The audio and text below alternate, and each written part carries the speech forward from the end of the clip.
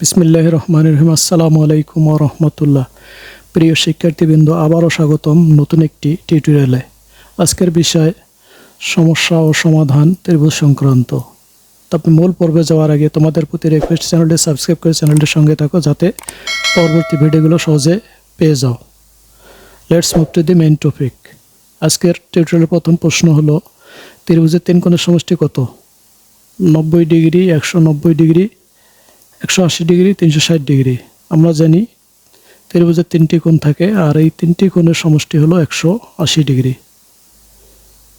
সমকোণী ত্রিভুজের সমকোণ একটি, দুইটি, তিনটি, চারটি।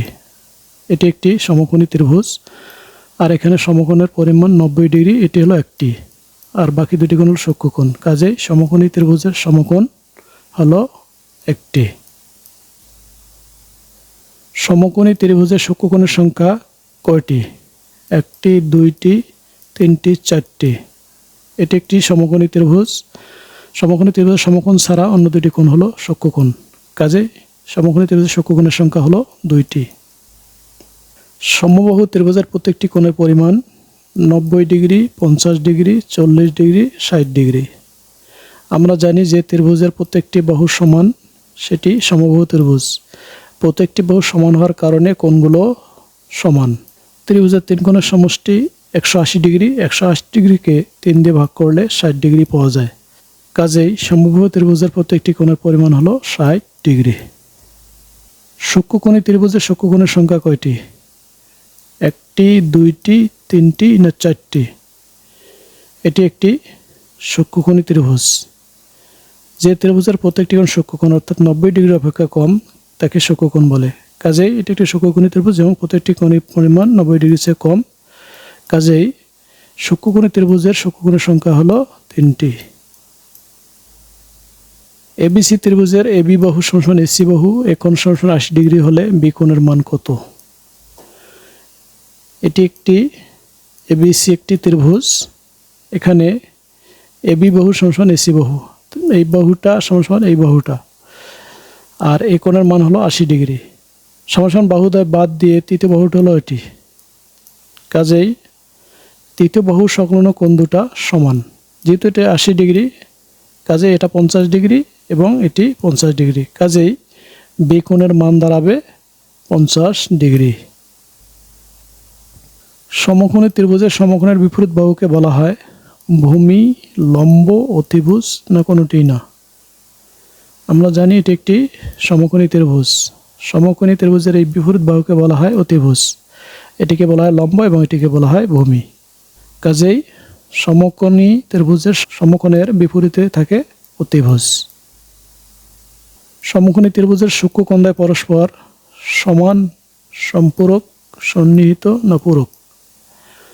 চিত্রে এবিসি একটি সমকোণী ত্রিভুজ। সমকোণ ছাড়া অন্য দুটি কোণ দুটি হলো সূক্ষ্মকোণ অর্থাৎ 90 ডিগ্রি অপেক্ষা কম। কাজে এই কোণ দুটির মান হলো 90 ডিগ্রি। যেহেতু এটি 90 ডিগ্রি, বাকি কোণ দুটির মান হলো 90 ডিগ্রি। আর দুইটি কোণের সমষ্টি 90 ডিগ্রি হলে সে দুটি পূরক কোণ। একটি সমকোণী ত্রিভুজের সমকোণ ছাড়া অন্য দুটি কোণ হবে সন্নিহিত কোণ, সরল কোণ, সম্পূরক কোণ না সূক্ষ্মকোণ? একটি সমকোণী ত্রিভুজের সমকোণ ছাড়া অন্য কোণ দুটি হবে সূক্ষ্মকোণ, কারণ এই কোণ দুটি হলো 90 ডিগ্রি অপেক্ষা কম। কাজেই এ দুটি হবে সূক্ষ্মকোণ। নিচের কোণ বাহুগুলো দ্বারা সমকোণী ত্রিভুজ অঙ্কন সম্ভব? আমরা জানি এবিসি একটি ত্রিভুজ এবং এই ত্রিভুজের এই এবি বাহুকে বলা হয় লম্ব, বিসি বাহুকে বলা হয় ভূমি এবং এসি বাহুকে বলা হয় অতিভুজ।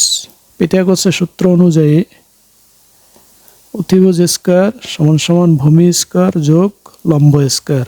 অতিভুজের মান 5, ভূমির মান 4 এবং লম্বের মান 3। কাজেই 5 × 5 = 25, 4 × 16, 3 × 9। কাজেই 25 সমান সমান 16 আর 9 25। কাজেই বাহুগুলো হলো 3 সেন্টিমিটার, 4 সেন্টিমিটার এবং 5 সেন্টিমিটার। স্থূলকোণী ত্রিভুজের স্থূলকোণ ছাড়া বাকি কোণ দুটি কত হলে ত্রিভুজ অঙ্কন সম্ভব? 30 degree, 60 degree, 40 degree, 50 degree, 45 degree, 45 degree, 50 degree, 30 degree. এটি একটি স্থূলকোণী ত্রিভুজ, যে ত্রিভুজের একটি কোণ 90 ডিগ্রি অপেক্ষা বেশি, সেটি হলো স্থূলকোণ। কাজে এই কোণটা 100 ডিগ্রি, 90 ডিগ্রি অপেক্ষা বেশি, এটি একটি স্থূলকোণ। আর বাকি কোণ দুটি হলো সূক্ষ্মকোণ। যেহেতু এটি 100 ডিগ্রি, যেহেতু বি কোণটি হলো 100 ডিগ্রি, কাজে বাকি কোণ দুটি 80 ডিগ্রি হতে হবে। কাজেই 50 ডিগ্রি এবং 30 ডিগ্রি এই দুটা মিলে 80 ডিগ্রি হয়। কাজেই সঠিক উত্তর হলো 50 ডিগ্রি ও 30 ডিগ্রি। একটি সমবাহু ত্রিভুজের এক বাহুর দৈর্ঘ্য 10 সেন্টিমিটার হলে এর ক্ষেত্রফল কত? আমরা জানি সমবাহু ত্রিভুজের প্রত্যেকটি বাহু সমান। 10 সেন্টিমিটার বাহুর দৈর্ঘ্য 10 সেন্টিমিটার দেওয়া আছে। সমবাহু ত্রিভুজের ক্ষেত্রফল √3/4 গুণ বাহু স্কয়ার। √3/4, বাহুর দৈর্ঘ্য হলো 10, 10 10 100, 4 দিয়ে 100 কাটলে 25, কাজেই হলো ক্ষেত্রফল হলো 25 √3/4।